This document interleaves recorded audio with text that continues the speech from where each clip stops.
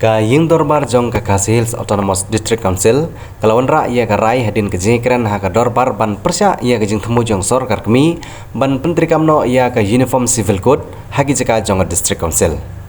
Ia ketika mat banikan halor ka Uniform Civil Code ia ka balapan mangdang sarkar pedang ban pentri kamno hapo gari lawan ra banikan Ying Dorbar do ba pnia sing sim ubreu CM lengba jong ka resolution ka balai tai ha ka jing syong ia ka Dorbar liur ia ka balayo jing menjur da ka Ying boro ka wei ha ka ban nakal yang itai lapan sekolang do ba titas tarwel khan uba pnia sing sim ku CM ulong ba omle bani syue menjur ia ka resolution Henry Kadun Kamban Budin Badban Pak Yaki Jeng Ajeng Mut Syaka National Law Commission Namar Kumba Kelong Hadu Menta Kadang Pediang Yaki Jeng Ajeng Mut Halor Ketika Anyi Uniform Civil Code Ula penrap ru da kebong ba kadon kami ke council ban sei yaki sakhi kisebut ban persya ya ketika an ke bertemu ban pendu no ya ke hok long trai ya khendo ko siap bat kiwe-kiwe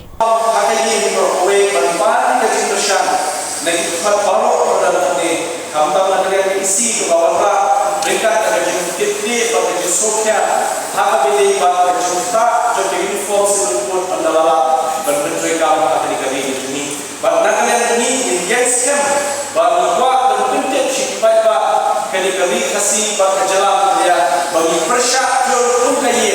berbentuk uniform seluruh akan dikali ini dan nama adalah semua what we want di bawah bentuk hani bagi sebenarnya itu orang kita. Kita belum jumpa show leseni, bah minwan ada kain, bah min show leseni belum dah buat ikhtiar dalam untuk ini. Nama terlalu mismute, berwarna kita official resolution, pada kalian ini yang persyakur, yang direkam, yang jusisi agar dia jadi. Bah leseni dan bulba yang kami hak, bagi tay yang direkam. Tapi ini kemudian secara sama dan keluar yang kena resolution amat kaya bagi pas kaya nam video berempat ini official resolution siapa soalnya benar yang HCC bentak kesini dipersyak berkerekam yang ke uniform civil code hari ini berkamta kami apa registration ke HCC national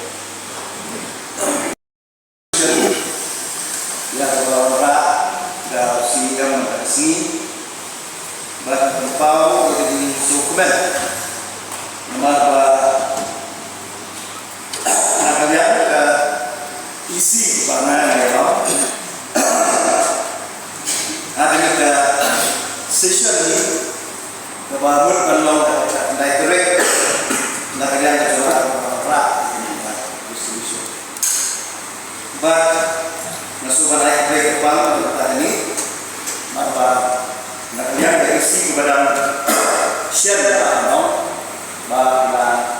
loy benar resolution tertentu ya bahwa nakalian dari isi kepada ke share initiative bahwa unjuk langsung kenal bahwa kita jika jom pilih di district council bahwa isi yang lebih likely untuk lakukan ini bagi rasio lain baru lagi council gede bersosial ya diperkirakan ya dari sisi apa state dan jurisdiction dari council bagi lain bagi negara itu jadi solution ada jadi house